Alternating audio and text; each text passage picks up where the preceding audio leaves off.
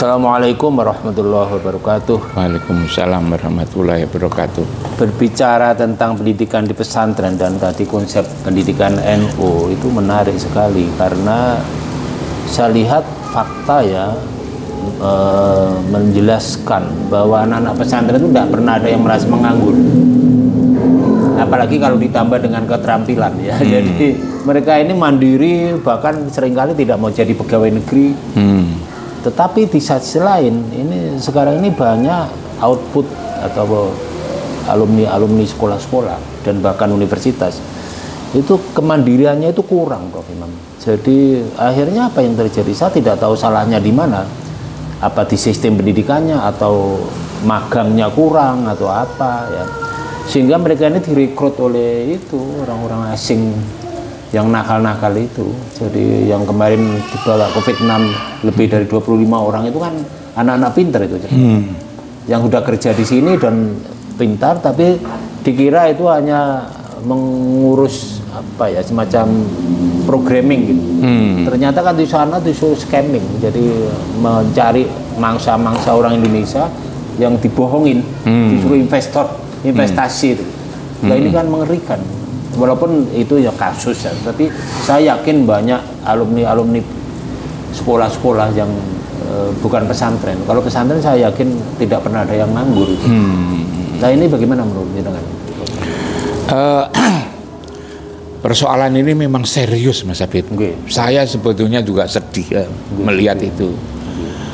Tidak ada kemajuan, tapi sebetulnya malah justru kemunduran ya. Dalam hal itu dulu itu ketika saya masih muda tinggal di desa ya, lalu kemudian ada mahasiswa yang dari Jogja, dulu dari Surabaya itu.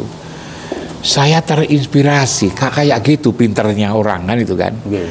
Bisa punya inisiatif, bisa punya gagasan bagaimana untuk mengembangkan masyarakat itu. Tapi akhir-akhir ini malah justru makin banyak jumlah mahasiswa, jumlah sarjana, tapi juga makin bingung. Coba tuh Mas Habib. Tidak mandiri itu. Mas Habib coba perhatikan ya. Kita ndak usah jauh-jauh lah, di kampus-kampus saja lah, gitu kan. Pegawai-pegawai security, pegawai-pegawai apa itu namanya,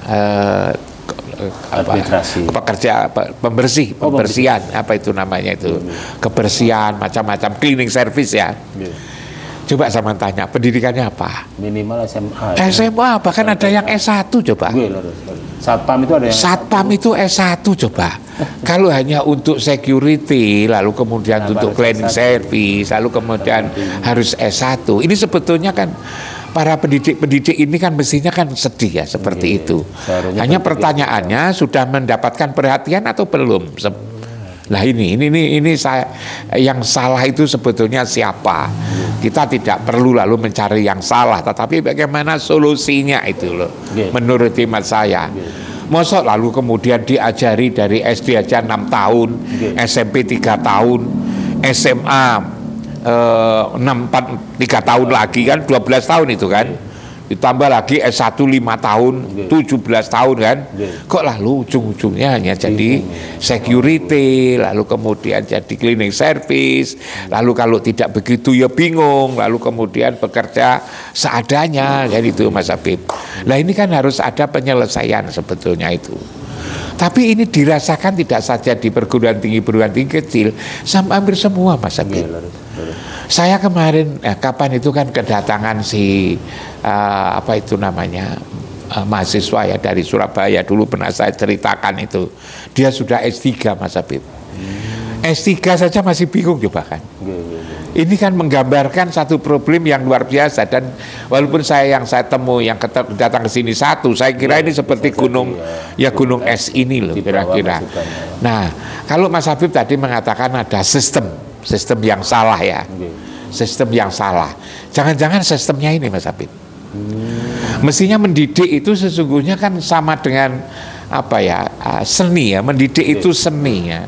Kenapa ya pimpinan-pimpinan lembaga-lembaga pendidikan itu tidak dipercaya begitu aja, tapi diatur. Nah diatur itu bagus sebetulnya, tetapi kalau terlalu diatur lalu melahirkan kekakuan-kekakuan.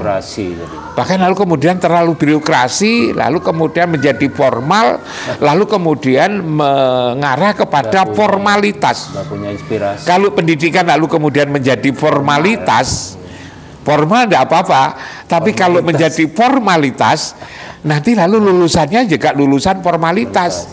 Hanya sekedar punya ijazah. Ijazahnya panjang-panjangan begitu.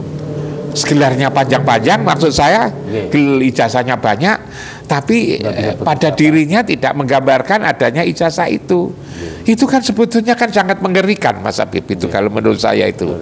Karena itu kalau kita bicara tentang sistem, saya memang ketika memimpin perguruan tinggi yang sekian lama itu kan, memang saya memang direpotkan ya kan. Saya satu sisi harus bertanggung jawab bagaimana mahasiswa saya itu lalu bisa mendapatkan ya kompetensi ya, memiliki kompetensi, lalu kemudian juga kemampuan hidup di masyarakat yang selalu berubah kayak gini. Sisi lain, saya sebagai rektor ketika itu dituntut untuk memenuhi hal yang bersifat administratif. Formalitas itu. Dan katanya sekarang ini bukan malah berkurang, malah lebih.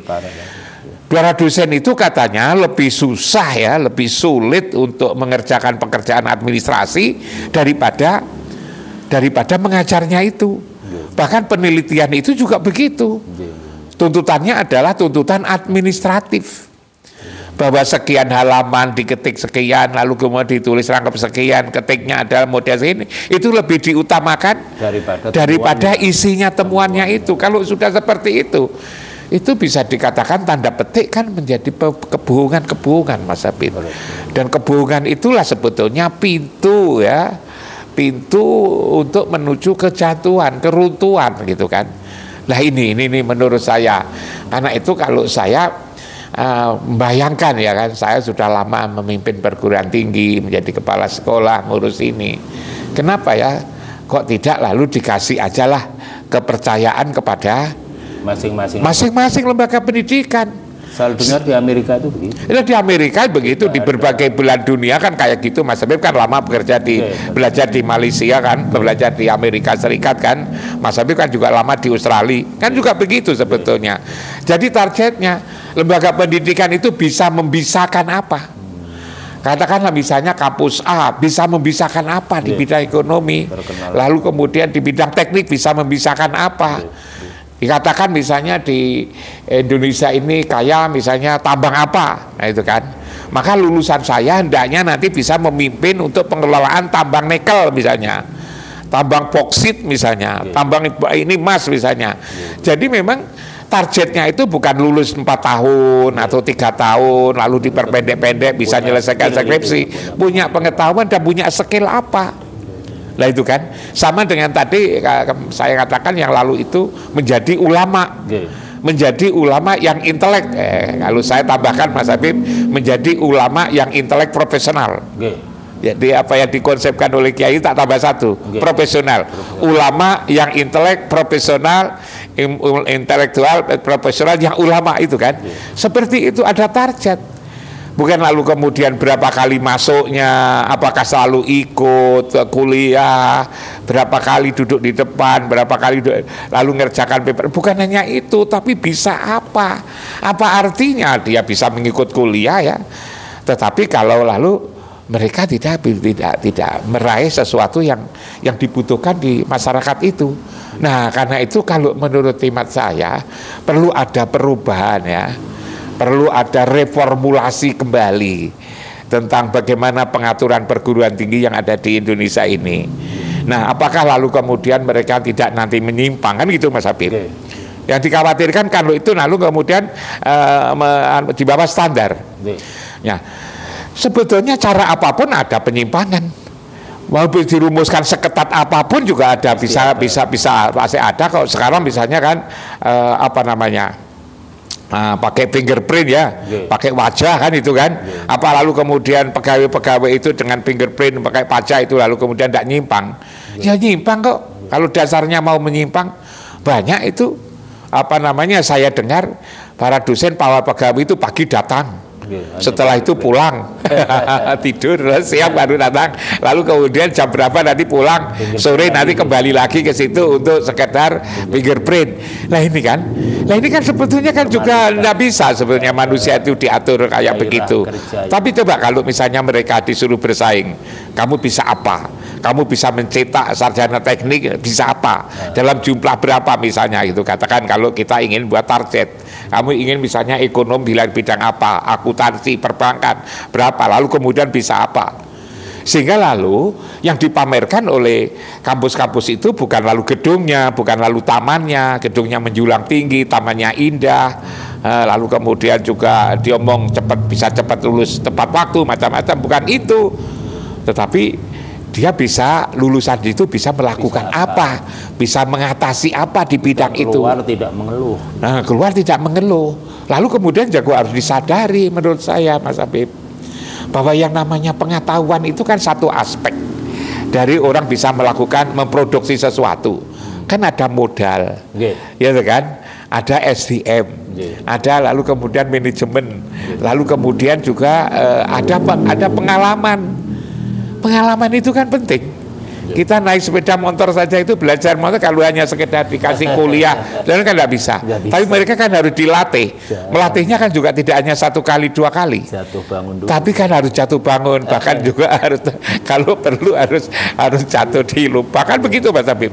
Nah seperti itu. Nah saya nyebut itu adalah rasa. Rasa. Jadi di sekolah-sekolah itu yang kurang itu. Yang kurang rasa. Yang kurang adalah rasa. Mereka hanya transfer pengetahuan itu Mas Habib.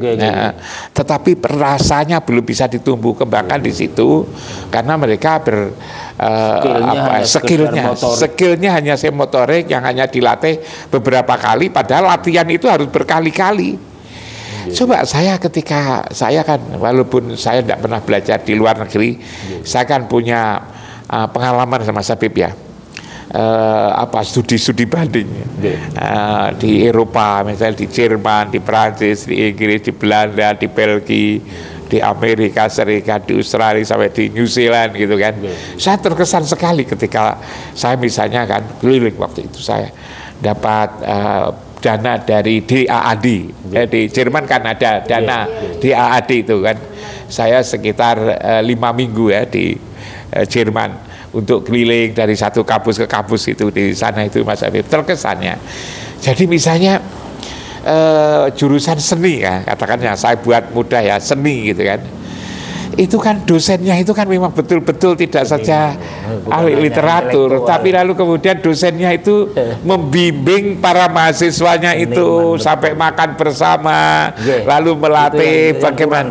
Di sini tidak ada, hampir-hampir tidak ada. Di sini anak dikasih cerita, cerita tentang seni ya, tapi lalu belum dilatih secara lebih bahkan lalu kemudian kalau ada hal baru dia seneng, coba disuruh ngulang lagi, lalu diapresiasi, kamu kok punya ide baru kan itu.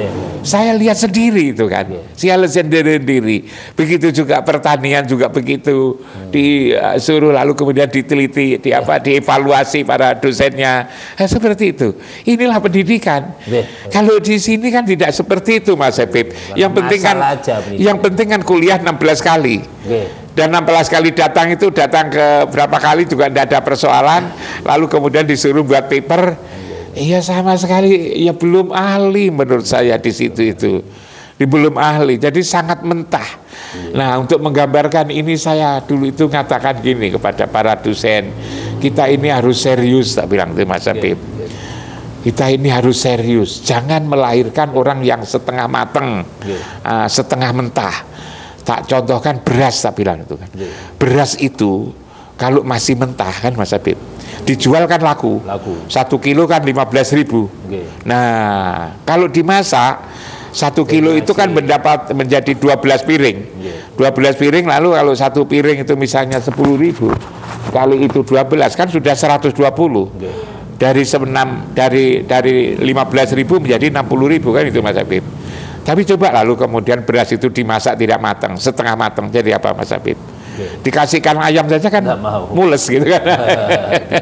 Nah, inilah yang tidak bisa, yang tidak dipikirkan ini. Kita harus serius menurut saya, dan para rektor-rektor itu, kepala-kepala sekolah itu saya kira bisa dipercaya. Sebab nanti kompetisinya itu kan kompetisi dengan masyarakat. Kalau dia misalnya kampus ini, lalu kemudian alumninya, lulusannya tidak laku, siapa yang mau datang ke situ? Walaupun gedungnya gede, menjulang tinggi, tamannya bagus. Kalau lulusannya tidak laku, coba siapa yang, ya kan? Lalu kemudian jadi bahan pembicaraan. Jangan sekolah ke sana, kamu nanti kalau lulus tidak dapat apa-apa, itu nyatanya nganggur. Kan mati dengan sendirinya. Dan untuk mempertahankan hidup kan para rektor, lalu kemudian para guru besarnya kan berpikir mati-matian, Mas Habib. Nah ini kalau menurut saya, saat pertanyaan Mas Habib yang begitu berat luas, saya nyoroti dari sisi sistem. Sistemnya ini yang perlu dirumuskan. Cobalah dimulai kita itu mempercayai orang lain, mempercayailah diberilah kebebasan itu. Kalau itu tidak dikasih kebebasan, ya saya contohkan misalnya penari, Mas Habib ya. Penari itu kalau terlalu banyak peraturan kan tidak indah. Penyanyi itu kalau terlalu banyak peraturan, kamu nyanyi harus gini, menghadap ke sini, setelah itu kamu menghadap sini, kamu harus begini. Itu kan malah tidak indah, Mas. Ya dikasihlah kebebasan itu. Tapi lalu penyanyi itu atau seniman itu lalu kemudian apa laku atau enggak, nanti kan ada seleksi alami, Mas Habib. Nah, itu. Seperti yang terakhir ini kan ada Putri Aryani itu yang walaupun buta. Iya. Luar biasa kayak gitu. Saya kira mendidiknya pakai perasaan. Iya, mendidik pakai rasa, Mas Habib. Dilatih bagaimana menyanyi. Apalagi lalu apalagi saya katakan bahwa apalagi memang rasa itu ada di dalam dada ini loh. Itu ada zat, ada rasa, ada nikmat, itu yang bisa merasakan sebetulnya. Jangan lalu kemudian ditumbuh kembangkan rasanya. Jangan lalu kemudian manusia itu hanya dikasih palang-palang, pagar-pagar, sehingga lalu kemudian mereka itu tahu bahwa saya disebut bagus kalau saya mengikuti aturan itu, memenuhi standar itu. Padahal yang ikuti standar itu standarnya hanya formalitas. Dan ketika formalitas lalu menjadi tidak laku, bunuh diri bersama-sama saat negeri ini. Akhirnya lalu kemudian lulusannya tidak laku, kan begitu, Mas Habib. Nah itu kan jadi aneh tuh. Keanehan-keanehan di dunia pendidikan itu loh, banyak sekali ya. Seperti ini, Mas Habib, ada beberapa mahasiswa setelah lulus kamu kemana? Tak bilang gitu. Saya mau ke Kediri, Pak, ke Pare gitu kan. Untuk apa? Belajar bahasa Inggris. Kan keliru. Kok bisa terbalik? Setelah lulus baru ke Pare. Itu karena bahasa itu kan alat untuk mencapai sesuatu. Setelah pulang dari sungai, mancing kan? Setelah pulang dari sungai, dari mancing itu, lalu kemudian apa setelah mancing? Saya masih mau beli pancing. Lah beli pancing kan sebelum mancing. Pancing itu alat. Bahasa itu alat. Ini jadi terkesima dengan kehebatan Putri Aryani. Iya, luar biasa. Bukan hanya bisa bahasa Inggris, tapi merasakan bagaimana. Berarti kan begitu ada yang mendidik, yang serius, Mas Habib. Cobalah para guru-guru ini, ada kan, para dosen-dosen, para guru-guru besar, diserahkan saja kepada para rektor itu, gitu kan. Bagaimana Anda bisa melatih orang-orang yang tidak punya bisa normal. Jangan kamu tak bebani untuk menjadikan orang yang tidak normal menjadi berprestasi. Yang normal itu bahkan kamu pilih, gitu kan? Yang Anda pilih, yang pilih yang bagus. Yang diterima kan yang dipilih yang bagus. Yang paling bagus itu. Iya, yang paling bagus. Mestinya kan harus melahirkan orang-orang yang lebih luar biasa. Lebih bagus lagi. Dulunya bagus malah tidak bagus gitu. Karena jadi sistem, Mas Habib, kalau saya lihat itu sistem yang sudah lama sekali itu perlu dirubah. Iya. Kan dulu kan gini, dulu kan semua orang kan mengeluh soal biaya anggaran pendidikan kecil, kan itu kan? Lalu dituntut supaya 20%. Sekarang itu anggaran pendidikan kan besar. Ternyata setelah anggaran pendidikan besar kan juga sama saja kan hasilnya. Apa itu yang lebih, Mas Habib? dari ketika anggaran masih sedikit dengan anggaran yang besar, kan masih sama kan? Hasilnya kan masih sama jadinya, sama, itu kan. Mirip-mirip. Ini kan mirip-mirip, malah juga jangan-jangan sama Mas Habib. Jangan masih mengatakan sama, mirip-mirip aja. Lebih aman. Nggih, matur nuwun sangat. Terima kasih Mas Habib. Terima kasih. Ya agak keras-keras sedikit barangkali bisa mendapatkan bahan renungan. Kalau saya itu kan hanya bahan renungan dan bahan pertimbangan. Tidak maksud untuk apa, tapi maksudnya itu kan bagaimana lah kita memperbaiki bangsa ini agar selamanya tidak tertinggal kayak gini. Ya adalah yang berprestasi gitu, yang banyak yang berprestasi. Tapi lalu kemudian kalau masih juga menyisakan banyak yang tidak berprestasi, yang kasihan, yang kita katakan tadi, wong sudah lulus S1 kok bingung, lalu kerja jadi security, jadi klinik, ya ada apa-apa kerja seperti itu, yang penting halal. Tapi ilmunya itu kalau hanya sekedar jadi security kan tidak perlu sampai harus S1 Mas Habib. Ilmunya digunakan kan mestinya ilmu tentang security, ilmu tentang kebersihan, bukan lalu kemudian ilmu ekonomi tinggi-tinggi, baca buku-buku tebal, kan bukan itu seharusnya. Makasih Mas Habib. Matur nuwun sangat Prof. Imam. Insya Allah nanti akan ada perubahan yang luar biasa mudah-mudahan. Assalamualaikum warahmatullahi wabarakatuh.